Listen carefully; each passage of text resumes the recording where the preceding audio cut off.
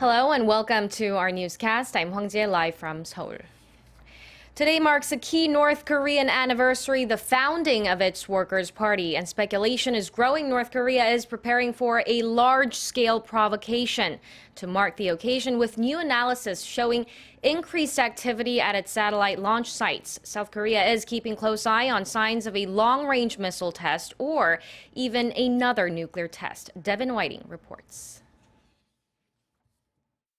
Analysts have spotted suspicious movements at North Korea's Sohae satellite launching station on its west coast. According to U.S.-based North Korea monitoring group 38 North, satellite images taken on October 1st show activity at the launch pad and rocket engine test area, with vehicles moving near the fuel and oxidizer buildings. Due to covers put over key structures, however, the report says it's hard to tell whether a test is imminent. In recent days, activity has been detected at other sites in the north, too. The Dongchangni rocket launch site in the country's northwest, as well as possible preparations for another nuclear test at the Punggye-ri test site. The presidential office of Cheongwadae has called it an emergency situation and sees North Korea's nuclear threat as the biggest national challenge, according to an official at the nation's top office. The official told Seoul-based Yonhap news agency Sunday that a provocation by North Korea could come at any time. President Park Geun-hye, the official said, has been watching for any signs at the North's nuclear and missile sites over the weekend and is being briefed on the international community's reactions to North Korea-related issues. Concerns have grown, especially amid a rise in the frequency and intensity of the North's provocations. 10 years ago, on October 9th, North Korea conducted its first nuclear test, which was widely seen as a failure. Its most recent and successful fourth and fifth nuclear tests this year showed Pyongyang's nuclear capabilities have grown significantly.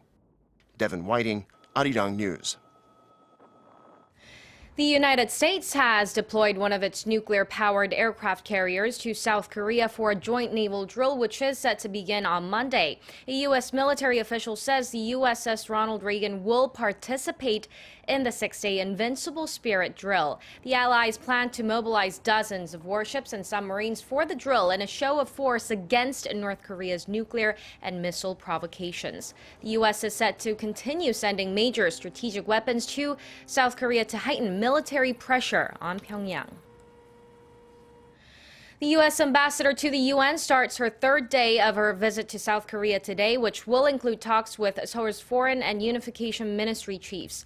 For Samantha Power's message regarding Pyongyang's continual threats so far, Sohae reports.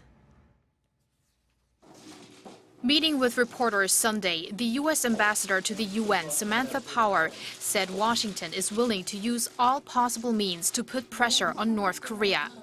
The comments came during her four-day trip to South Korea, a rare occasion for a serving American UN envoy. The visit itself is expected to send a strong message to the North Korean regime and its continuous provocations in the form of nuclear and missile tests. While Security Council resolutions are one tool in our toolbox and a very important instrument of pressure, we are committed to using all the tools in our toolkit to address this serious threat, including the diplomatic pressure that we are mobilizing around the world to convince other nations to isolate the regime. Power said she wanted to directly consult with Washington's allies and vowed that the U.S. is determined to stand by South Korea's side in addressing the serious threat. Before arriving in South Korea Saturday, she also made a trip to Japan. Earlier on Sunday, the ambassador visited the truce village of Panmunjom on the inter-Korean border, as well as the Hanawon Settlement Support Center for North Korean refugees. She also held talks with South Korea's Prime Minister Hwang Kyo-an.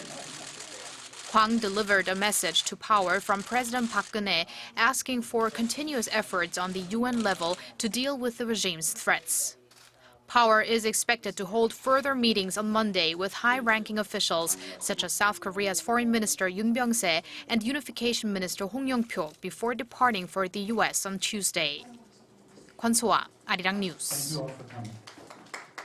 A senior advisor to Republican candidate Donald Trump says the billionaire businessman may use the upcoming televised U.S. presidential debate to raise the sexual history of the former president, Bill Clinton. His advisor, Rudy Giuliani, a former New York City mayor, was responding to the outcry sparked by Trump's vulgar comments about women that were recorded 11 years ago. He suggests Trump could bring up Hillary Clinton's alleged role in discrediting women who accused her husband, Bill, of sexual abuse.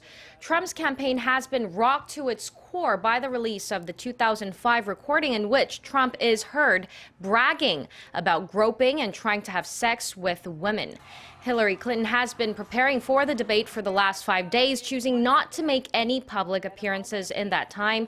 The 90-minute debate, which takes the form of a town meeting, gets underway in St. Louis in just under 2 hours from now.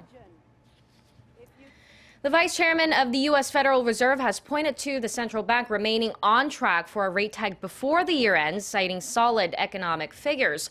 Speaking at the annual meeting of the International Monetary Fund and World Bank in Washington on Sunday, Stanley Fischer said steady progress on jobs, continued growth, and faith that inflation will rise towards the Fed's 2% target has set the stage for policymakers to raise rates in December. However, Fischer said the economic outlook is inherently uncertain and that the Fed's assessment of the appropriate path could shift in response to changes to the outlook and its associated risks. U.S. interest rates are currently between 0.25 and 0.5%. And that wraps it up for now. Thanks for watching. Do stay tuned to ARIRANG News at 10 a.m. Korea time with Mark Broom, and goodbye for now.